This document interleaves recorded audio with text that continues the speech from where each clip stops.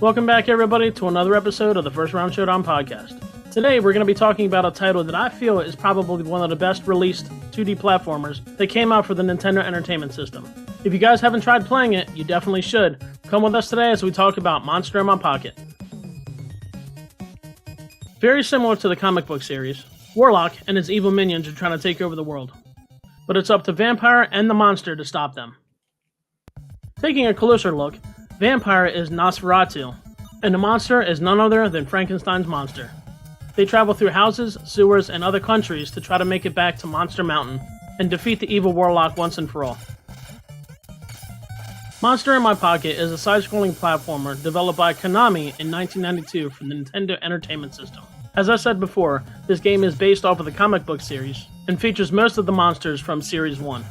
This game offers dynamic and exciting gameplay, where players must conquer various levels by defeating enemies and collecting points.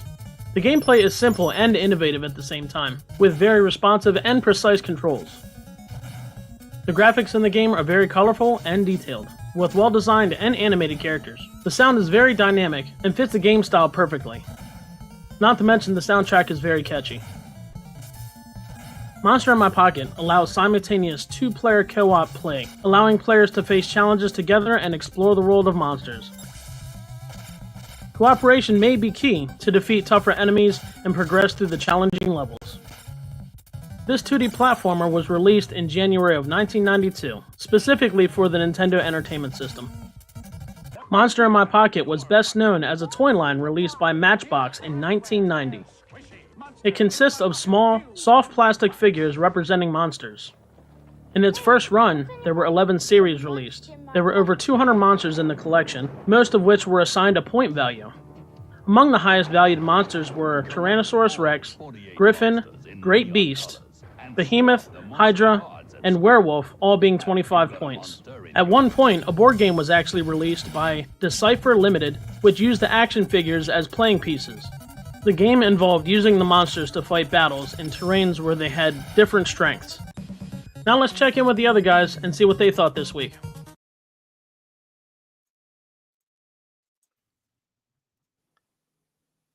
What is up, everybody? Yes. Knocking it out. We got a couple people over here on TikTok as well. Casey and Lady Nova knocking it out.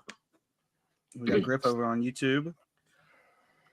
Griffin was one of the highest point monsters, so there you go. Only fair that he's here. One of the best ones. Definitely. I knew absolutely nothing about this series, that it was a comic, that it was anything. This did not. I don't know how I missed this in my childhood, but I saw the toys. I saw the little actual pocket monsters when I was growing up, but never really messed with it and stuff like that. And then I don't know, something happened. I was going through the game list last year or something like that, and I had seen this, and I'm like, let me go ahead and check it out. So yeah, good stuff. Well, yeah, I can tell you I didn't beat this game, but I guess I got close. It's not a very long game. I got to Medusa a couple times, and I ran. I think that's close to the last level. Yeah, that's like the last real level. Then the one after that is sort of the it's like the boss last rush or whatever. Yeah. And I actually had more entertainment trying to challenge myself because I read a guide just out of curiosity, like an old GameFAQs guide. And it said something about the keys and the screws because they do a lot of damage. They knock through enemies. And so I was trying probably more to get one of those into the boss fight than, I got to a point where I was like, that'd be cool if you could. Yeah. Well, you can carry it through can. Screens. You can carry it through screens. So that's I didn't know that. Okay. But there are there's some areas or some enemies that are just unbearable. And when you get knocked back, it can sometimes knock the key or screw off the screen. And since you can't move back through the level, it's oh, well, crap. I just, I just lost it. All that effort gone in one fell swoop. So, but yeah, I mean, for the most part, I don't know exactly what to say because it's it's a pretty solid NES game. Like the controls are a lot tighter than I would have expected. I also like that the hit that you do, your punch, basically, I mean, it's your attack. That's all you have.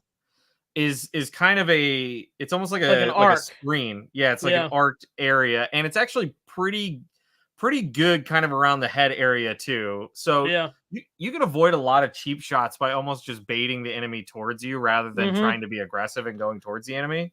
Yeah. The double jump was nice, even if it does have the same kind of shinobi problem where you have to hit it right at the perfect time. Right at the peak. You know what times it killed me? Not hitting it at the right time. Falling jump? That water jump, probably. No, it was it was the jumps in the one level where you're going to fight that thing on the crane when you got like the towers. And the guys, they have that like little hook shotty thing that they stick out, right? Okay, and so you're jumping between the towers. That's when I was called my death every time. Here's exactly how I beat that. I basically ate a hit every single time. So because there are so many times that you get hit and you'd either miss the jump and fall down, or the knockback would drop you down, which is like an instant death. So I basically wait for the guy to hit me, knock me back a little bit, and then use the iframes to jump to the next one, recover, do the same thing. And one of those platforms has a health. So by the time you're done, you can get through the door with just 1 health. But you know what? You got through the door. It's better than... Right. That's all that matters, right? Yeah. So that's what I had. Over here on TikTok, thank you so much, Retro Player 1, for sending a Let 'em Cook GIF. Absolutely. Appreciate that there, brother. Yeah, we're trying to do some good stuff here on YouTube, over on TikTok and Twitch. And also, hello, Retro Player 1. I miss you. Yeah, how you doing, man? Oh, welcome in. Retro Player 1. I haven't talked to him in forever. You guys have both played this before, right? I was the only one that has not. Yeah, I hadn't beaten it before, but I had played it. Okay, and is this one of those that like it's probably not power blade pricing, but it's like expensive? Probably. I don't know. Yeah, it's a little. I can look it up real quick. I think when I bought it, it was like $100. Oh, so you own it? Yeah. Woo! It's man, it's showing 68.39 loose. Loose complete is 230. Oof. So yeah, loose you're spending 70. Man, dude, for as short as this game is, like I could not imagine spending $70 on an NES title. I think I paid 80. I want to say 80.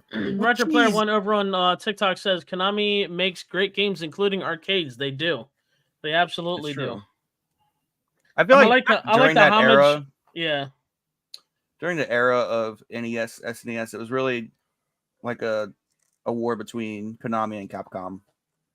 Oh yeah, those were basically the main manufacturers in my mind. I can't really think of anybody else.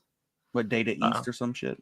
Outside of just like Nintendo, but yeah, man, this game Loose back 2010, and even really going up to like, let's see, where did it really explode? I mean, about 10 years ago. God, I hate to even say that. In 2014, it was only like $11. 2010 was $7. Wow. Yeah, now all of a sudden it's $70. Like, come on. Yeah, right. After 2014, it hit a upward trend, and it's been going up ever since. Yeah, that's ridiculous. I wonder what happened. Anyway. Well, no, because I feel like a lot of games like 2014, 2015, they really started to go. But then, like, obviously, like COVID had its like if you look at 2020, even in February 2020, it was $35. Yeah, that's to double it. Like, come on, more than double it, really. I feel like that COVID time is when like people couldn't go out, so all of the people that were trying to collect for their collection or even just have certain stuff, that pretty much forced them to buy stuff online, and that's pretty much what jacked up a lot of those prices.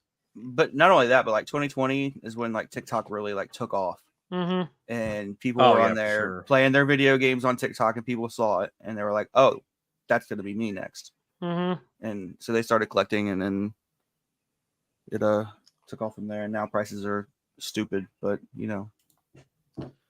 So, you do what you do. Do you have any gameplay, Shads, or did you? Was it down to the wire? I know you had an extremely busy week. Yeah, I don't have anything edited. I mean, even right now, I have the game pulled up, so I could show the jump. Slow-mo and I were talking about the stupid, annoying jump that we couldn't get through. But that level, I'm pretty sure it's in my yeah. Oh, it's in your in clip. my video as well. Yeah. Maybe. That level, I don't know. That level probably has the best song out of the game. The sound, you guys already know me, man. The soundtrack on this is absolutely top tier for me, anyway. I mean, I'm pretty sure if I go through a lot of my gameplay when I was capturing, I'm sitting there like bopping along as I'm listening to the music. So, well, and that's what I was trying to think. So there's 2 composers. And I'm curious what else they have done. The soundtrack to me, I was okay. It was great. It was like fine. I wasn't like upset about it. It looks like, okay, one of the guys for Konami, he did Monster in My Pocket, Tiny Toon Adventures 2, Trouble in Wacky Land, Rackets and Rivals on the NES, and then the next one after that was Beat Mania 6 Mix on PlayStation 1. So he didn't do a whole lot. The other guy, he retired for a little bit. Yeah, the other guy, Gradius 3, Teenage Mutant Ninja Turtles 2, the arcade game, Lone Ranger, Teenage Mutant Ninja Turtles 3, The Manhattan Project, Monster in My Pocket, and like that. I mean, that's really the only notable things in there. Manhattan Project was pretty good for the soundtrack as well. Yeah, so they didn't. Both those guys, it's like they worked for the company, but they didn't, really do much. He left the company in 2013 to form his own music band called Elephant 15 Plus. So one of them is just rocking out, doing his own thing. Should we pull it up on YouTube? Elephant 15 Plus. I'm really just curious now, though. Like, I'm gonna do it. I'm not gonna put it on the stream, but do they have? Does he actually have like a YouTube channel or something like that has like music? Let's find out. That's interesting. Anyway, whenever I typed it in, is it 15 plus, like the word plus? Yeah, it shows it as all one word. Elephant 15 plus sign. So I don't know. Is 15 spelled out or is it? Nope. It's a number. Yeah, I can't find anything. Anyway, I mean, we're you can continue your search. You can't find it anywhere. Yeah, so I'm trying to think of like overall just kind of like feeling with it is it's pretty. I mean, it's a solid platformer. I'll tell you one thing that I really, really like. I truly like is that when you die, you spawn exactly where you're at in the middle of whatever's going on. So, like in a boss fight, if you die, you don't have to do that whole boss fight over again. That is awesome. I love that. Very happy with that. I guess gameplay aspect. And then I never really thought any of the platforming was like cheap per se. I think there was some just because of like the mechanics. I mean, the worst parts were some of the double jumps, but everything else worked just fine. My main complaint, and it really only seemed to be in the first level, was I didn't even know that there were like ledges you could jump up because there was a lot of stuff that was climbing just like up on the chairs and the tables and stuff. Yeah, like I didn't even know you really could like stand out, get on that, right? So it wasn't until I started messing around that I was like, oh, I can actually move vertically through these levels too, rather than just left and right. So it does look like just the background. Yeah, it very much still looks like the background, but for the most part, I mean, that's not a big deal. I mean, you get 5 hits, which is great. That's nice.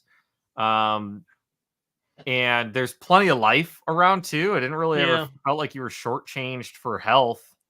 So that was also nice. I mean, there's no true difference between either of the characters, right? Between the vampire monsters. Just the way the sprites were. Yeah, one is Nosferatu, and obviously the other one is Frankenstein's monster.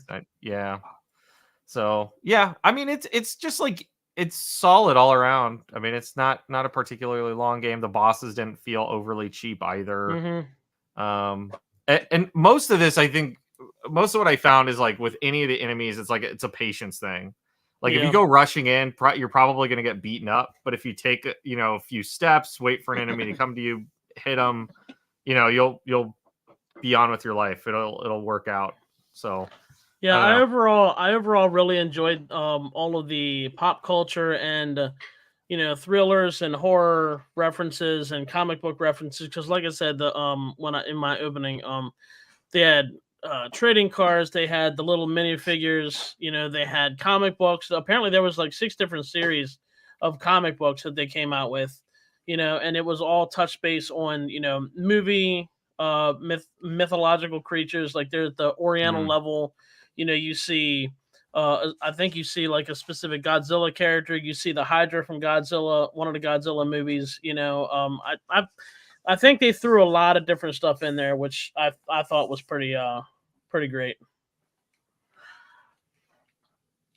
What about you, Slow Mo? Was it pretty great? It's all right. It's not my favorite NES game, but it's not a bad game at all. Pretty good. I wouldn't there's obviously like Duck. I like Darkwing Duck. I don't think it's better than like Darkwing Duck or any of the other like some of the other games we played. It feels more Duck, basic than those. I would say, like it's very basic. It's not, You have one attack, unless you pick up, like you said, the screws or the keys or something like that. You have one attack. Double jump. Each enemy. Most of the enemies are like one hit. Some enemies you have to hit them two or three different times, depending. Like there's a Tyrannosaurus Rex on the very last level. You literally have to hit them like 3 different times. So yeah, I wouldn't put it above some of the other NES games we played. Maybe even any of them. I know even Power Blade 2 I enjoyed more than this, but it's a good game. It's basic. Like if you're trying to introduce your kid to NES games, this is probably a good one for them. It's not overly difficult. Yeah, they could totally work through it. That's probably what the aim was, because it was a toy series and a comic book series for kids. So, this is probably a game that's geared towards children. Right. What's interesting is the lead programmer, the Etsunobu, Ibisu, I guess. He went off to found Goodfeel, which made games like Wario Land, Shake It, Kirby's Epic Yarn, Mario and Luigi Dream Team, Yoshi's Woolly World, Poochie and Yoshi's Woolly World, Crafted Worlds. They did Princess Peach Showtime, the latest game. So he went off and made some pretty solid big hit titles. At least this company did. I would also point out that most of those games are still more geared towards kids. Right. Yeah, the company's called Goodfeel. It's supposed to be make you good feeling, I suppose. Most of those games have very bright, colorful, interesting layouts to them. So I don't know.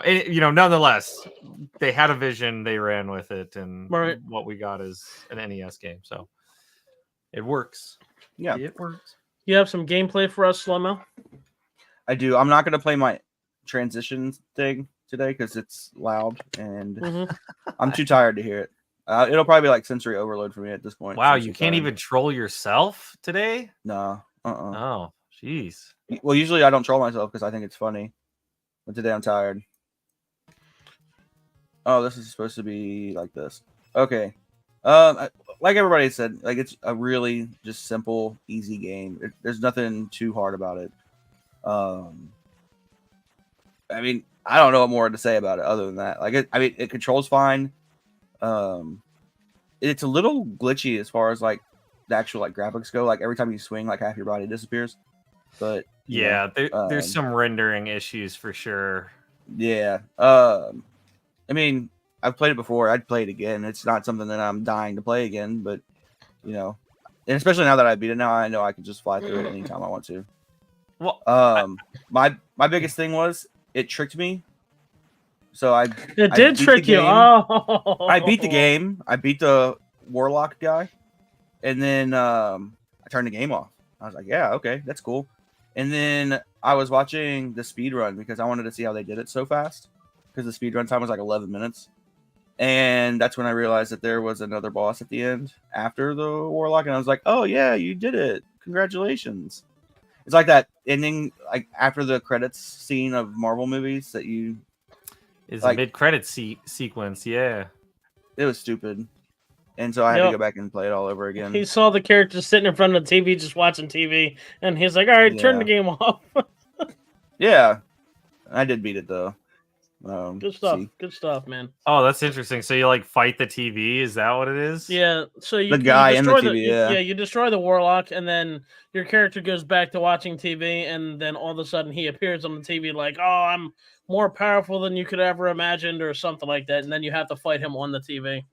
It was actually probably the easiest boss. Yeah. That's kind of cool. So, okay. For somebody who's supposed to be more powerful than ever, he wasn't very powerful. Well, I rate it higher now because that's kind of a cool ending. Not too bad.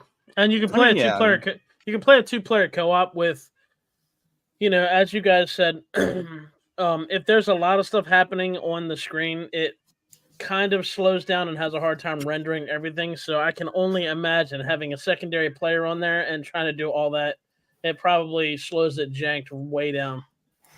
Yeah. So that's what I was trying to figure out on the two-player mode. I mean, you're just both sharing the same screen, jumping around together, right? I believe so. I've never actually seen it, but I'm pretty sure that's what it is.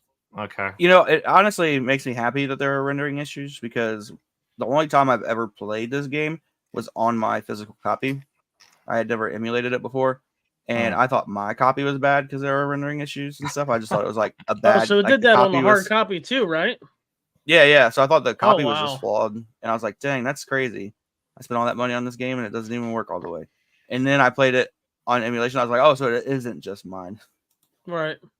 So I mean, you can now sell it for a profit. I am not going to sell it right now. Actually, I would probably lose money because it's at 75 right now. I bought it a little higher. I bought it like a year or so ago. I bought it at 80. What'd you say? You bought it at 80, right? 80, yeah. Oh my god, I can't believe you spent that much money on an NES game. I mean, I bought it mobile game. I bought it on a whim too. Like I was like, the guy was like, "Hey, do you have?" The guy was like, "Do you have this?" And I was like, "No." And he's like, "Do you want it?" I was like, "Yeah, I do." Should have just like lit a $20 bill on fire in front of him just to show him what you're capable of. I mean, it is what it is. A bill. I don't regret my purchases. I do for some of mine, for sure. I mean, yeah, like there's some like Solstice. That's a stupid game. Don't ever buy it. Solstice for the NES. Trash. I've played it. It's so confusing. Luckily, a lot of the bad NES games I've got are from like lots of games that I've bought. Okay. Oh, you buy. So like, have you tried the Immortal? No. Yeah. Like the worst game. I played that on stream regularly. Is this hot garbage right here? Worst game on the NES. If I get it to show up, it's called Wizards. That little Nemo. It's Wizards and Warriors. It's Wizards and Warriors. Okay. Is that the one where you're the little soldier, the little army, little knight or something like that, trying to climb he like swings overhead. Dude, that game is trash, man. I see you, but then again, I see a couple people. I mean, my personal opinion, I can't do shit with that game, but I've seen people stream it and like do well in it. I'm like, I don't know how the hell you're doing this, but I couldn't do anything with it. Wow, it's funny. That was developed by Rareware, so Donkey Kong Country. Well, some misses are. They took a step in the right direction. Yeah, Diablo over on they improved. Yeah, Diablo over on TikTok says I spent $123 on Herc's Adventure. Didn't we just play that for the podcast a couple months ago? Like last that was year? just Hercules. Oh. That was Hercules for the PS1. Okay. You know what's funny? That on the Wizards and the Warriors, it was actually composed by David Weiss. So the guy who composed Donkey Kong Country 1 composed the soundtrack of that game. No, so he's just been with Rare forever. Yeah, I don't know if I don't think he's still with Rare anymore. I think he moved on and is just doing music now. I don't know, but right, he might be composing just random stuff. So I don't know. Now that I looked it up, it makes sense that they would make Wizards and Warriors because they are a British company, and it feels very British. Oh, does it? Yeah, it feels like something the British would enjoy with their knights and queens and stuff. Right.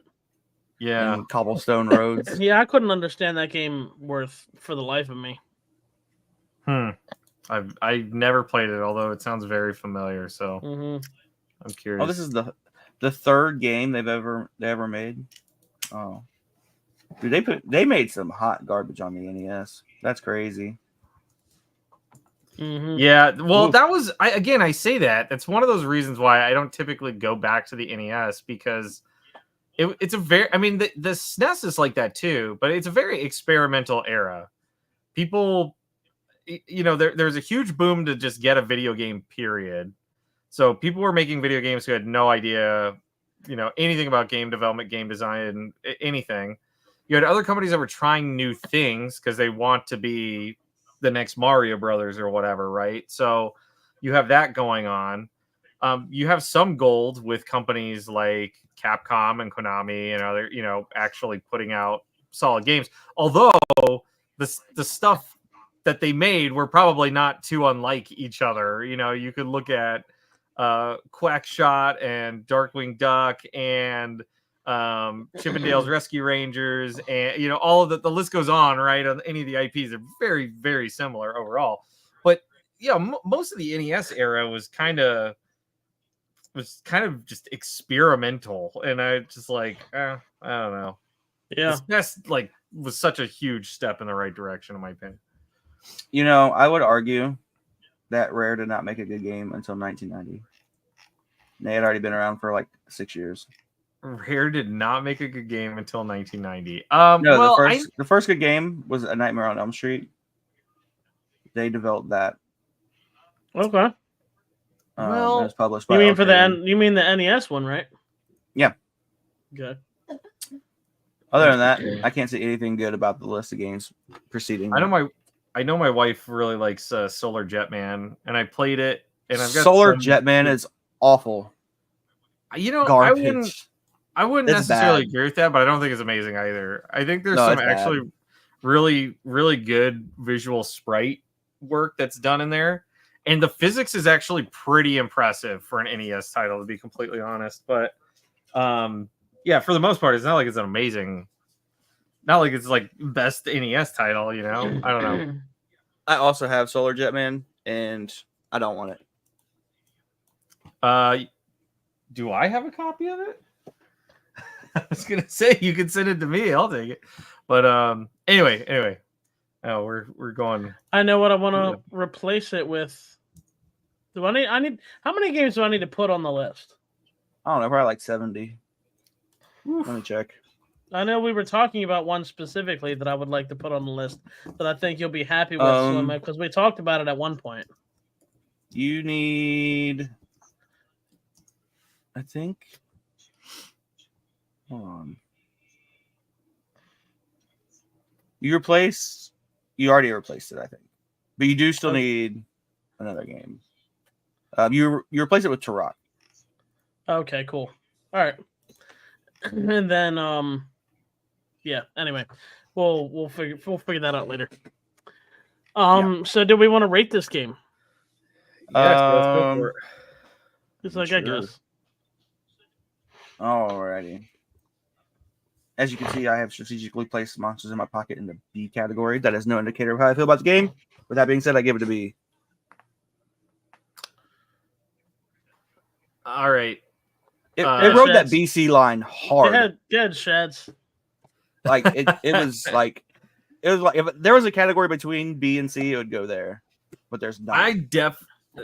In my mind, it's not bad, but there's nothing spectacular about it either. I mean, to me, it's a solid C. There are some things that I enjoyed about it. I liked that. It says you have 4 lives, but you basically have 3 because after you have 1, there's no 0. It just game overs. So it's like I liked it though that if you died, whether it was mid boss fight or whatever, you spawned right where you died, so you didn't have to like constantly do crap over again. That stuff was great. The hitbox and arc for the attack was pretty big. That was nice. I didn't feel like there was anything that was just straight up cheap for the most part in that game. Some of the enemies were annoying, but there was nothing that I was like, oh, this is awful. Like to me, it's kind of like the like C category. It's in the middle group. It's okay. And slow-mo's gone. Uh-oh. So we're gonna have to leave it at C then. We lost Slow-Mo. If Slow-Mo comes back, he might be happy to know that over on TikTok, Diablo says, by the way, Slow-Mo. He says, Diablo over on TikTok says, by the way, Slow-Mo, I've been streaming Bulletstorm when I stream. Ask him, is this his first time playing the game? Diablo, is this your first time playing the game? I saw him playing this a little bit, and I remember we had talked about it, and I do have it in my collection as well. Well, I streamed all over Bulletstorm once, but then I zipped up my pants and walked away. There you go. You're so funny. Diablo says no. I've played it on PS3. Okay. Have you? It's a good game. I have the. Have you played the Bulletstorm VR? Slow-Mo? I haven't. You haven't. Griff said I look like Kevin Smith right now, and he's about to start calling me Lunchbox. Oh, great. Oh, so let's finish. Let's finish. I feel like Silent Bob because I don't want to talk. You don't want to talk. So all right, tired. We'll finish rating this game. You say that it's a B. Shad says it's a C. I enjoy this game. You know, it's pretty. The controls are pretty tight for what it is. It's very simplistic for the attacks. Like I said, the soundtrack is absolutely top tier for this. I actually stream this game pretty regularly, so I definitely enjoy it. I would definitely agree and put it for being the NES and for being what it is. I would definitely say it's a B. My personal opinion. Okay. They need to come out with something. They need to come out with something like this for new gen consoles. To be honest, I'd like to see something like that. Like I said, it's that hard, like right between like high C, like high C, low B for me. Yeah, so either way, I would have been good with it. Either way, Casey also said, "Thank you so much for sending over those 5 roses." So we could put it either one, B or C, doesn't matter. It's 2 B's to my 1 C, so I think you know where it's going. And I'm not going to flip over to the screen to change it. I'm stuck here. All right.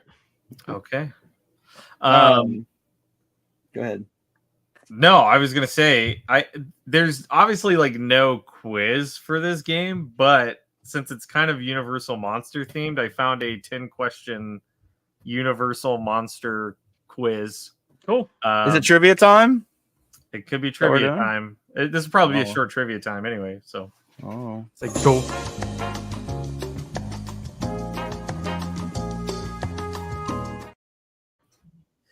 I got trivia time. All right, this is the. I like how Slow-Mo is very excited for trivia time. That's cool. I like to see him smile. It's the only thing I'm halfway decent at. So, Den of Geek poses the question: can you defeat our fiendishly hard Universal Monster movie quiz? So we're gonna find out if we can do that. So, question 1 is which. I'm also counting on Griff. You're also counting on Griff. Okay, it says, question 1, which was the first Universal movie monster? Frankenstein, Nosferatu, The Mummy, or Dracula? Nosferatu all day, 1930s. That's what I And it was a silent film. Yeah. Yeah, those big old teethers. Yep. And that's wrong. Wait, it says it's wrong. It said it was just Dracula. What? I thought there was a Dracula. Dracula in 1931. While Universal Pictures dabbled in horror during the silent era, the Universal Monsters aesthetic, European Gothic, supernatural, strange, began with Dracula. What year? 1931. I thought Nosferatu was 1930. Was it made by Universal? It might not have been a Universal. Movie. I don't know. Monster. Yeah. Oh. Sure. Okay, that might be the trick spot right there. Yeah. Okay. Okay. Because I know Nosferatu was a silent film as well. Yeah. So question number 2, it says, which is the only Universal monster to be played by only one actor during Hollywood's golden age? The Wolfman, the Mummy, the Creature from the Black Lagoon, or Dracula? Well, I feel like it has to be something that wasn't in a lot of movies. Guy? You mean a guy that wasn't in a lot of movies? Diablo over on TikTok says Wolfman, well, but I was a big fan of Creature of the Black Lagoon also. I was going to say those Creature are of the not- Black Lagoon. Huh? I was going to say Creature of the Black Lagoon just because it's not like super common, so it wouldn't be hard for one guy to play it all the time. I like a Mummy is like pretty. I will choose Creature of the Black Lagoon because people cared about it enough to make a pinball machine out of it, and it's a damn fine pinball machine. So let's see how right or wrong we are. Oh shit! It was the Wolfman. You got it. Diablo's got it, man. Diablo's got it, man. It says wrong. Sorry. Yeah, That's this is tough. specifically what it says. Wrong. It was the Wolfman. It wanted you to specifically know that. The furry fiend was played only by Lon Chaney Jr. across 5 films. So it was the same dude as the Wolfman across 5 movies. Dang. Okay, we're 0 for 2. Place the Mummy sequels in correct order. Oh geez. I wouldn't know this at all. I didn't care for the original Mummy. There's the Mummy's Ghost, the Mummy's Hand, the Mummy's Tomb, and the Mummy's Curse. I don't know how you place that order. Wait, I remember the original movie. I didn't know that there were sequels. What are they? There's Curse, Ghost, Hand, and Tomb. It's the Mummy's Curse, the Mummy's Ghost, the Mummy's Hand, and the Mummy's Tomb. So the Curse has to be first, right? That's how you get the Mummy? You would figure. Wouldn't it be the Tomb? You get the Tomb and then the Curse? Okay, fine. Tomb, and then you're cursed. And then the hand, and then the and Ghost. then you slayed everything, and the Ghost is last because that's the only thing left, right? Sure. Sounds good to me. Oh my god, they're all wrong. Okay, show correct order. Hold on. It's Hand, Tomb, Ghost, and Curse. Not even close. Not even. I should have called Brendan Fraser. To be fair, though, it looks like only 6% of people got that correct. So right, because nobody likes Mummy. Yeah, that's what I was gonna say. Yeah, well, that's what I was thinking. The Brendan Fraser one, I could tell you right off the top of my head, man. What is the name of the actor who played Dr. Henry Frankenstein in the original 1931 film? There's Basil Rathbone, Colin Clive, Claude Rains, or Boris Karloff. I'm going to Boris Karloff. I was going to say Boris Karloff. I was going to say that name rings a bell. It sounds good. Oh, dang it. It was Colin Clive. Oh, who? We are 0 for what? 5 now. Yeah, it says Colin Clive played the original Dr. Henry Frankenstein in 1931. Basil Rathbone went on to play his son in the aptly titled Son of Frankenstein in 1939. Lady Nova is having a blast over on. What was the question? Can you repeat the question? It was who played. Oh shoot, I don't know. Can I go back? I might not be able to go back. But it was who played whatever Dr. Frankenstein. Oh, who played Dr. Frankenstein? Yeah. Boris Karloff was the monster. Okay. Maybe that's what Diablo says Boris was Frankenstein. So actually Diablo, it would be Boris was Frankenstein's monster. Yes. Yeah, that's it. Colin Clive was Dr. Frankenstein. Yeah, okay. Yep. Henry Frankenstein. That's how they referenced him. Henry Frankenstein. We are we're cooking on we're running on all 4 cylinders here. Griff said y'all ain't shit. The Mummy movies are great. I enjoyed the Laurel and Hardy one. That's the one that I saw. Okay. Brendan Fraser's best work was George of the Jungle. I don't want to hear it. Oh my god. I could argue against that all day. While I love that movie. Encino Man? No. I mean, if you're talking about peak Brendan Fraser, the Mummy movies are fantastic. But Looney Tunes Back in Action is pretty solid Brendan Fraser-ness. And I would say is probably like peak Diablo weird. Says Airheads was his best. Airheads? I mean, that one's good too, but... Oh, I forgot about Airheads. Doom Patrol. Did any of you guys watch Doom Patrol? He was awesome in Doom Patrol. Nope. I don't think I've seen it. 3 seasons, and it's weird as hell, and it's great. I love it. Are we done with trivia time? Because Monkey Bone. Monkey Bone. I remember that. Love Monkey Are we Bone. done with trivia time? Because I'm tired of getting shit on. No, hold on. We've got 5 more questions for us to. Oh wait, a modern one. Before making The Shape of Water, Guillermo del Toro attempted to remake which Universal monster movie? It was A Creature from the Black Lagoon, Dracula, The Mummy, The Phantom of the Opera. I feel like it's kind of a trick question.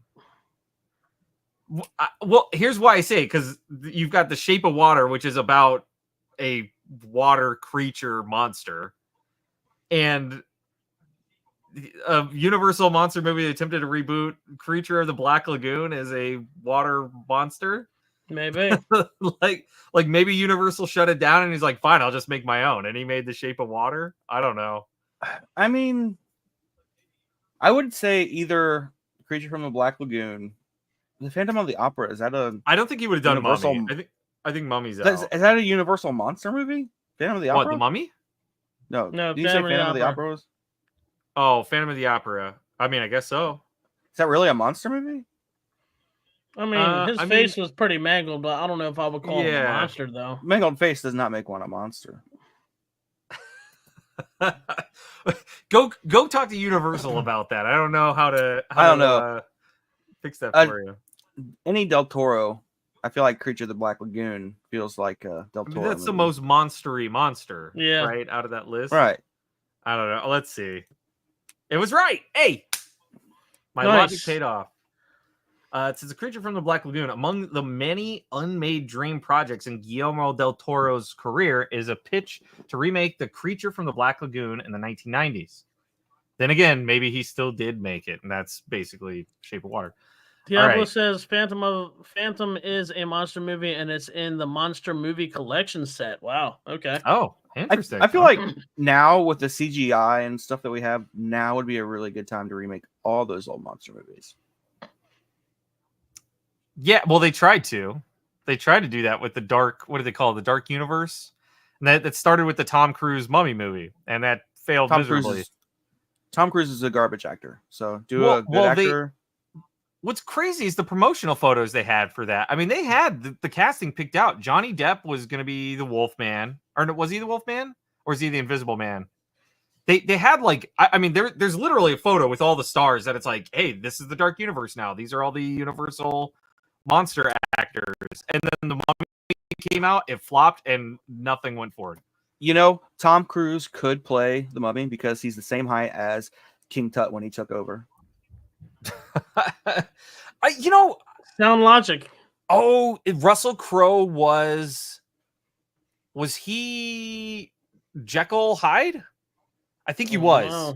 Man, they just took every trash actor and tried to put him in one thing. Yeah, there was I mean, that's the thing is like overall that movie was not bad. I think there was definitely some like Tom Cruise influence that sort of was like not needed. I didn't even know that they tried remaking all Did they all wear like heel lifts to make them a little taller? Is that what the Tom Cruise influence was? But probably Tom Cruise probably had to have massive. Everybody's got to wear lifts. Oh, geez. They need shorteners. They need to chop off people's feet because Tom Cruise is so short to bring him down to his level. There you go. So, yeah. All right, here. Let's see. If Tom Cruise ever sees this, I hope he knows I'm sincere. I love Tom Cruise, man. I can't name one. I can't name one Tom Cruise movie that I've ever enjoyed. Really, not. You never saw The Last Samurai? Last Samurai is great. Look, I hate Tom Cruise. Like Last I Samurai don't was like. okay. I thought he was funny as hell in Tropic Thunder. I think he's a terrible actor. Great role. I think Mission Impossible Ghost Protocol is not only the best Mission Impossible, I think it's probably one of the best action movies of all time. I love that movie. A Few Good Men was really good. The original Jack Reacher, the first Jack Reacher movie was actually really, really good. I mean, he was in a lot. Whatever. He's got so much money. He doesn't ever have to listen to a person with the name of I don't care. Let alone Mo. I don't okay, care. so I'm just saying, trash actor, trash person. How many more questions we got? A couple. We're almost done there. What other role besides the Bride of Frankenstein did Elsa Lancaster play? There's the monster, Mary Shelley, Lord Byron, or Elizabeth Frankenstein. So I'm gonna go with. Ooh. Well, Mary Shelley is the author of Frankenstein's monster. So it has to be. It's probably Elizabeth. So, did she ever play Frankenstein's wife, like Dr. Frankenstein's wife? Maybe. I don't know. Maybe. So Elizabeth Frankenstein. Yeah. I mean, that would make sense because then she becomes the bride of Frankenstein. I was gonna say maybe. Yeah, maybe that's how he got her. I'd say go for it. Let's do it. Oh, it was right. It was Mary Shelley. So she played. So hold on. Let's see what it says though. Elsa Lancaster also played novelist Mary Shelley, who appears at the start of the film. I didn't know that. Director James Whale apparently liked the idea of showing even pretty things can have wicked thoughts. Huh. So now you know. Nice. How many times did Bela Lugosi play Dracula for Universal? Once, twice, 3 times, 4 times. He's kind of... Let's say 3. One of the OGs. You think 3? Yeah, I think he's like classic. All right. I'd say 3. It was twice. Once in Dracula, the original 1931, and once again in Abbott and Costello Meet Frankenstein. Really? It wasn't an Abbott and Costello one? Okay. Right. Nice. Okay. We're almost done. Place these Frankenstein sequels in the correct order. See, I don't know that. There's Son of Frankenstein, House of Frankenstein, The Ghost of Frankenstein, and Bride of Frankenstein. Well, Bride of Frankenstein was the second, wasn't it? I feel like it would have to be Bride, then Son has to come after Bride, right? Yeah.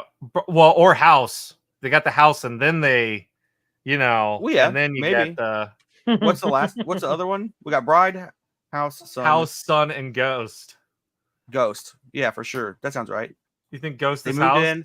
They got married. They moved into a house. They had a little Frankenstein, and then he died. They had a ghost. I feel like we're at the executive pitch meeting for this. Let's see. Bride of Frankenstein was correct. The other 3 were wrong. Let's see what the correct order is. It's Bride, Son, Ghost, and then House. How that makes any logic? I don't know. Did it wrong. Yeah, they maybe one's like a prequel. They went back. They were starting the Frankenstein universe. The whole story over it. I'm gonna call Universal and yell at them. Let them know. What is the one classic element of werewolf lore that you never see in the 1941 version of the Wolfman?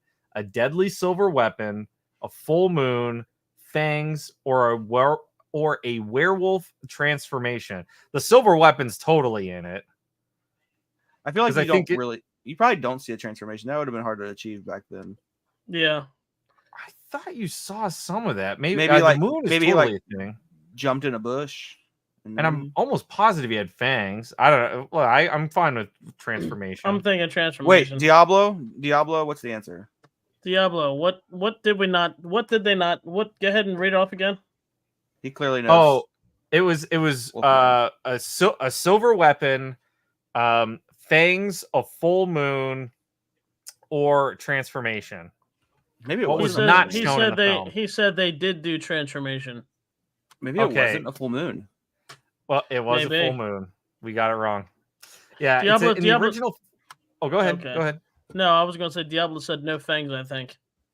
I know it had fangs for sure. I remember he had the canines, the big canine fangs in there. So it was a full moon? In the original film, it said a werewolf turns when the wolfbane blooms and the autumn moon is bright.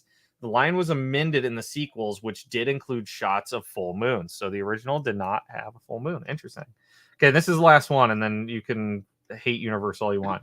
What is the name of Dr. Frankenstein's assistant? Igor, Fritz, Renfield, or it's like there's an Igor with a Y, so it's Ygor, or there's an Igor with an Igor. I think I'm gonna go with the Y. You think it's a Y? Just because I feel like they're fucking with us.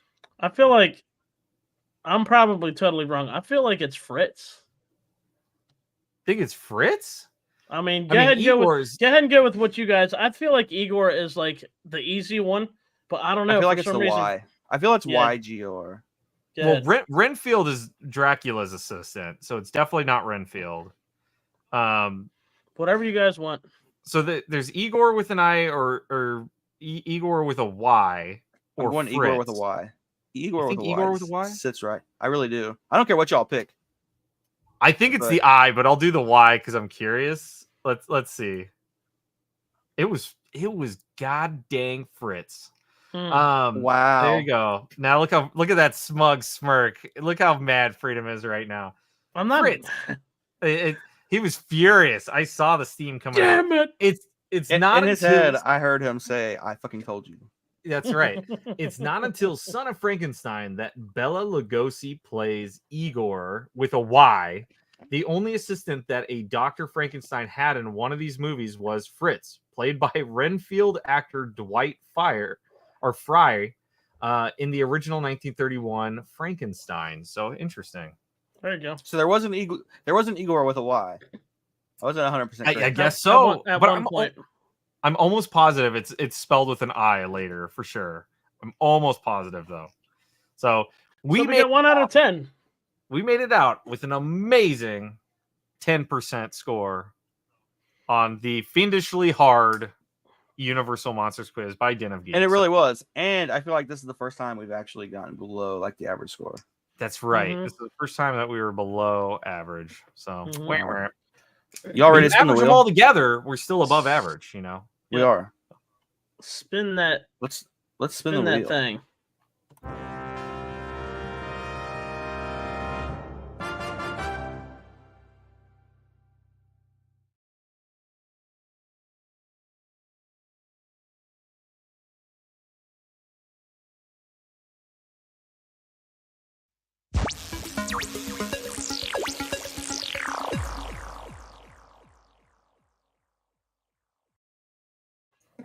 Blasto.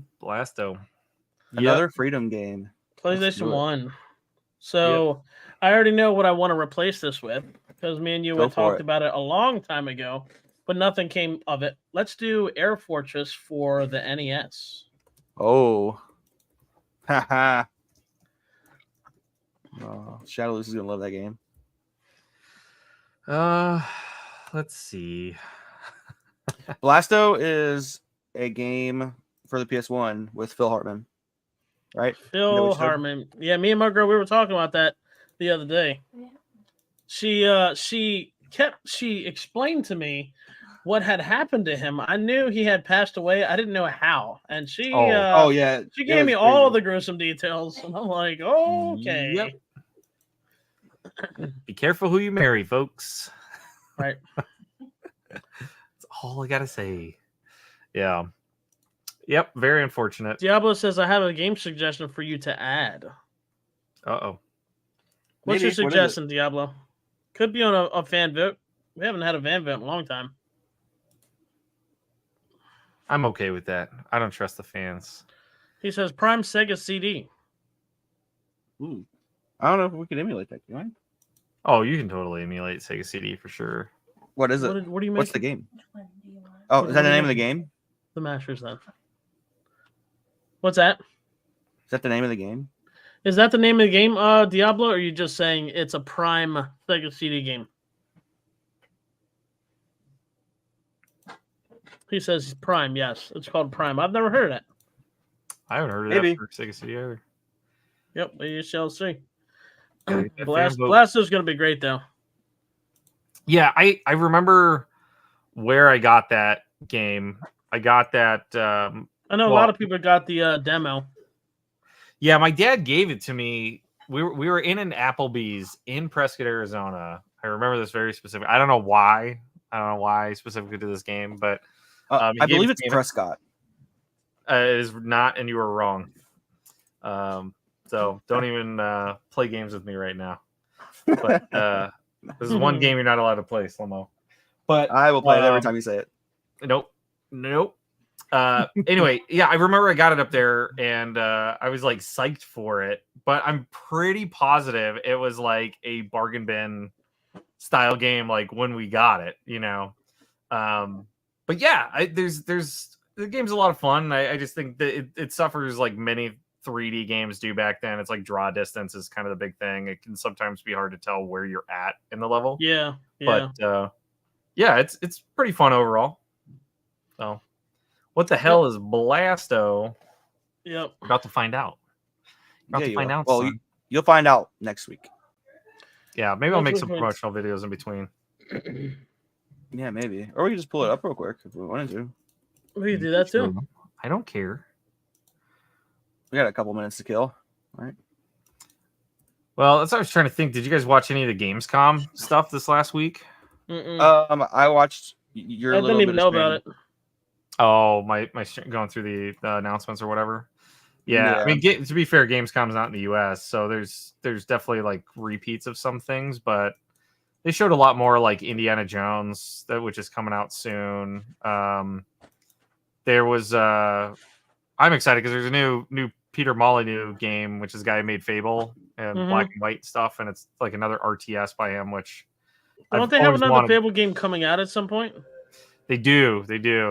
I think it's set for next year though. On that home, ET. Yeah, it's your basic 3D platformer. You got a laser gun and there's secrets and stuff, you know. But you can already see like the draw distance on the platforms. You're basically Space Johnny Bravo saving like space. Yeah, basically.